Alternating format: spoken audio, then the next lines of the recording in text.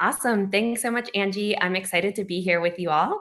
And while I get my slides up, I'm just going to publish a quick question so I can see what type of folks we have in the audience. So I'm curious. I'm going to be talking today about leaving big tech to found your own company. And I just want to know, of those of you in the audience, who's thinking about it, who is actively acting on it, and who is just here because they're curious. So if everybody could go ahead and vote, I'll give you guys a few minutes, or a few seconds rather. Okay.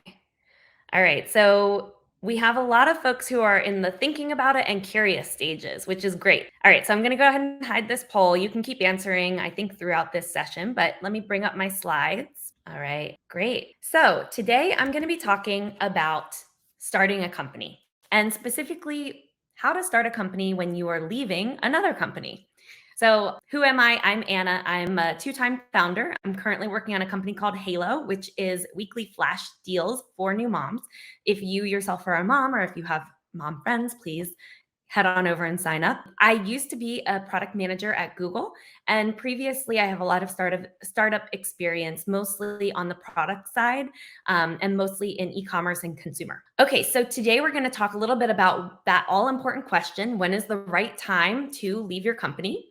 We're going to go through the basics, or what I call the important stuff, the meat of creating that new startup. So idea, traction, team, and funding. If we have time, we'll go through some of the tactical stuff, but I'm going to leave them behind for you on slides so you can always come back. It's basically the logistics of setting up a business and all the different software tools that I recommend.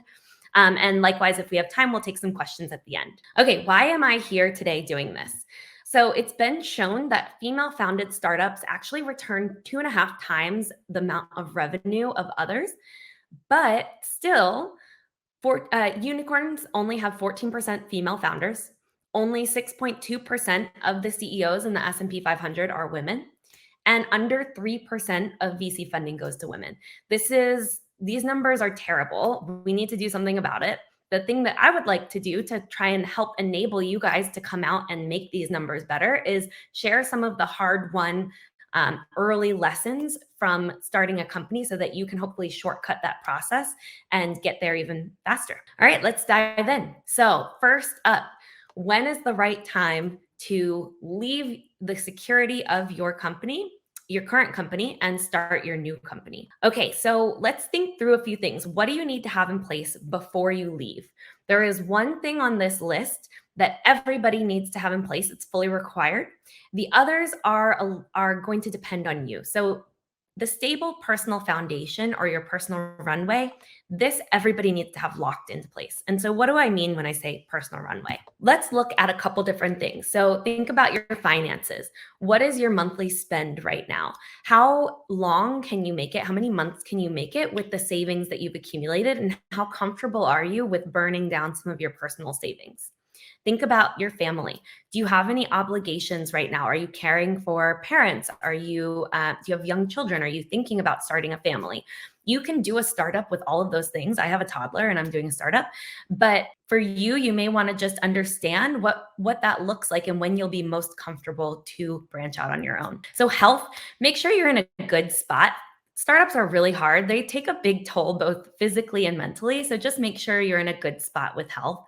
And then lastly, consider your current legal status. So if there are some folks who are here that are being sponsored or on visas, just think through those implications and make sure that you're set up for success when you do decide to leave. Okay, so we've got that one locked down. The reason I call it your personal runway is it sort of dictates how much time you have after you leave your company before you need to have your startup providing that stability. And this depends on the length of your runway and also your own risk tolerance. So if you have more runway and a greater risk tolerance, you're out the door. Go ahead and leave now and you have time to figure it out. But many of us have a shorter runway. So we want to check off a few more of the below before we actually leave our company. And I have the asterisk here. Don't forget to check about your moonlighting policy. A lot of big tech companies will let you work on your own side projects, but you just need to disclose it. So just read the fine print there and make sure you're on the right side. So think about these next four things: idea, traction, team, and funding, really as things that we're going to progressively de risk. And you may choose to leave your company before any of them are de risked, or you may choose to wait and leave until they're largely de risked. But it's a gradual process. Okay, so let's talk about this. This is the important stuff. This is the meat of building your business. The idea. This is something that occupies an outsized mind share, I think, before you actually start a company. You have this idea of the founder, and they have this brilliant idea that comes to fruition, and they bring it to market, and everybody loves it. But that is a total myth. In fact, I think focusing on too much emphasis on the idea is actually a bit dangerous, because the reality is that as you get in and start working on your startup, the idea is going to change, and you don't want to hold on to that too tightly. What you really want to focus on is the problem that you're solving for your customers and how you can best solve that. And that's likely going to change quite a bit. So when you look at this handy little chart of this wood carving, at the end, you can see a fully formed statue. We do not want to start there. Don't assume that your idea is what you're going to ultimately build. Instead, start on the left side where you see this progressive, this outline of a wooden block that's going to progress through the stages. So how do we progress it? It takes a lot of time and effort. And to be honest, this is work that you'll be doing over the course of your startup. So start with a problem area. How do you choose a problem area? Ask yourself a couple of questions. What are you the world expert in?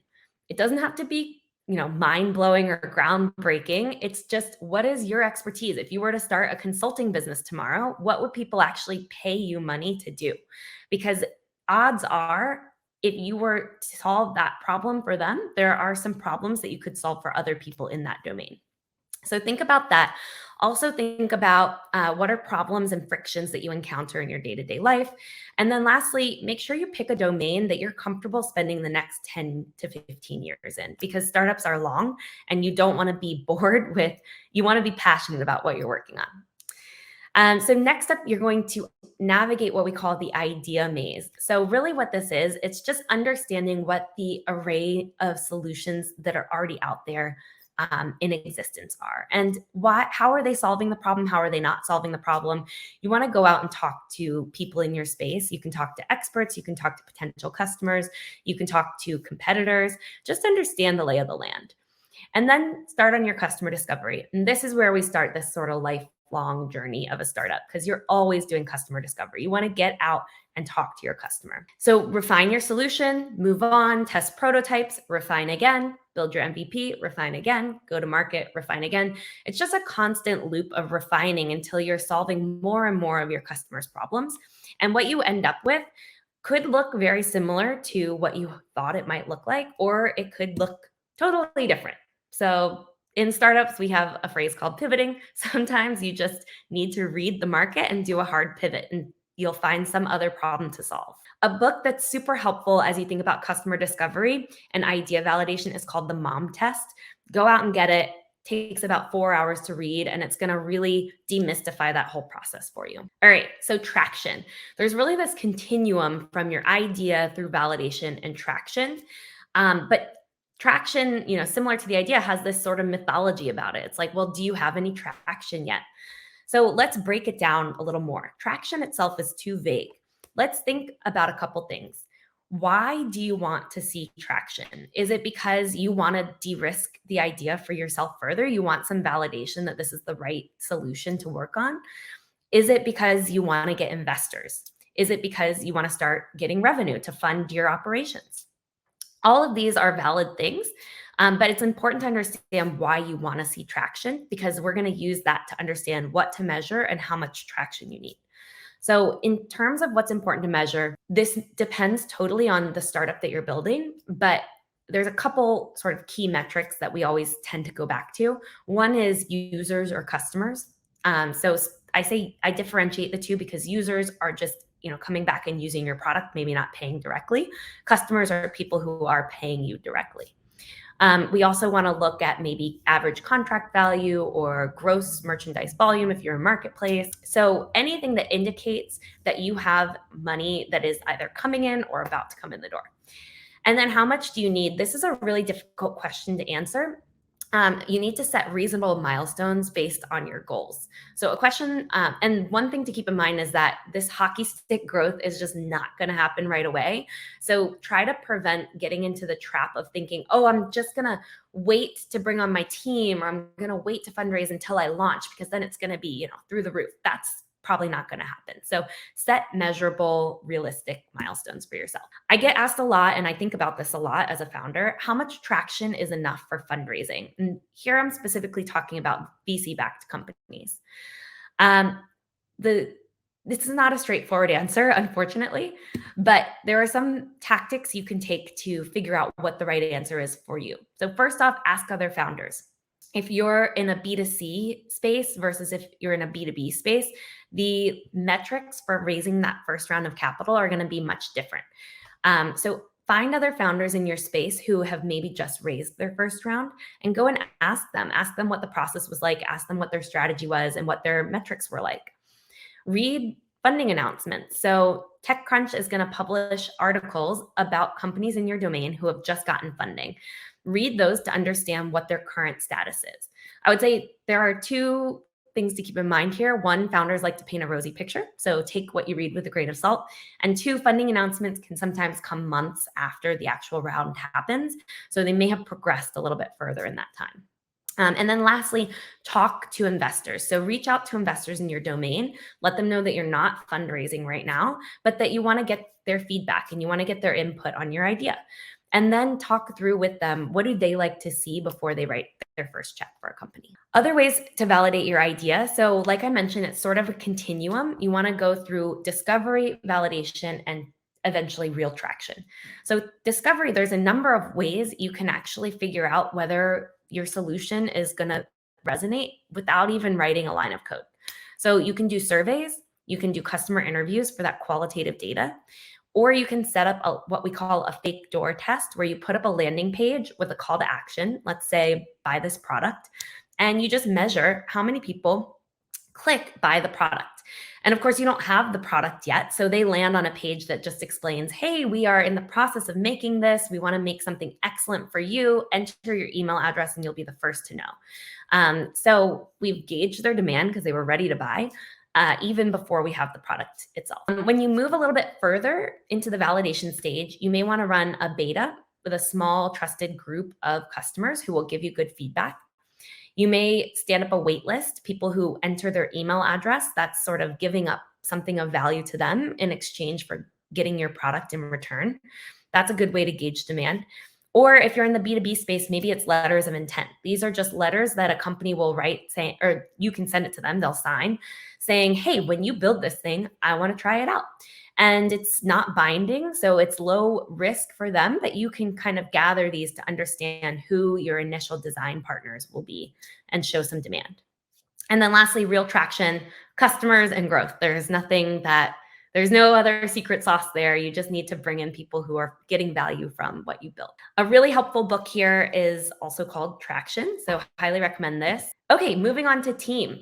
So the traditional sort of triad that you might hear of in like a co-founder relationship would be this hacker, hustler, hipster combo.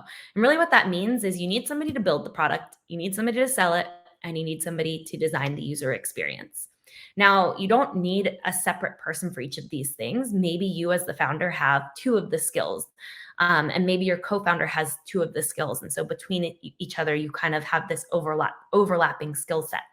But you do roughly need to know who is going to build it, who is going to sell it, and who's going to be responsible for that user journey. So to think about here, what are your own strengths? What do you bring to the table?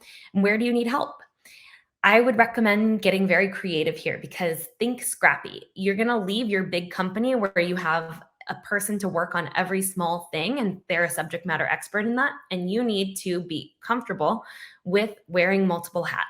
stats. You might need to be comfortable with understanding what is good enough for now. Maybe you're a product manager, but you can do some wireframes. And so that is good enough to translate to a developer to have them help you build the initial product. So think about how you can get to your end goal and validate your idea as quickly as possible.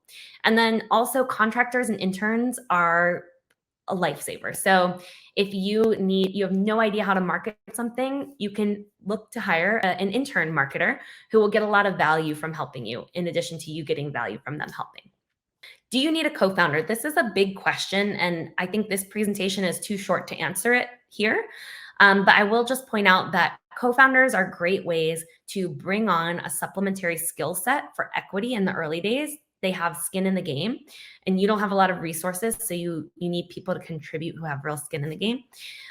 Also, founding a startup is an emotional roller coaster. So having somebody there who can go through those ups and downs with you is essential. But make sure, on the other hand, that you're not just bringing on a co-founder that you don't know very well, because it really is akin to a marriage. It's going to be a relationship that you need to foster over the next 10 to 15 years of your life. So think carefully there. Funding. Okay. Very important question. Why do we care about funding, first off? So it's not to say, oh, I raised this round of capital. It's because you need to fund your own company operations. You need to fund your own personal runway. Eventually, you're going to run out of your savings. You need something to supplement that. So let's think through a couple different types of company funding. So we have sort of broken down into three. Venture funded. This is your typical equity sort of VC-backed company. The exit event here is usually an IPO or a sale. And what to think about for this category is you're going to go through multiple rounds of funding, so the founders will get diluted. You have to have an exit before the founder realizes that all that value. So you're not going to have these sort of yearly cash flows. There's going to be a lot of pressure for growth, and billion-dollar outcomes are expected. It's really this big swing, all or nothing thing. You're also probably going to need to be full-time before you get that first check. Bootstrapped. So usually this is the situation where a founder will put in initial capital, and then it really could go either way after that. It could be venture funded, it could be revenue funded. A lifestyle company. So think here, these are like if you're going to start a physical business like a restaurant, or if you're starting a passion project like a blog, if you are, it's any type of business that is not the sort of typical venture-backed Delaware C Corp style business. This is usually revenue or potentially debt funded. The business pays for itself. A couple key characteristics. So it will have regular cash flows. So you can get this to a point where it's actually paying you to operate the business, and you can start taking cash out of it. It's usually more aligned with a more sustainable growth pattern. And you can start this as a side hustle. Thank you, Anna. Okay, Sorry, it's time. We're at time. Okay. Thank Great. you so much. Okay, well, yep, no problem. If you guys want to download the slides, feel free to grab this deck, and I'm always available for more questions. Great. And you can always hit replay in this AirMeet software, and they can just rewatch this session and get this QR code. Thank you so much. Thank you.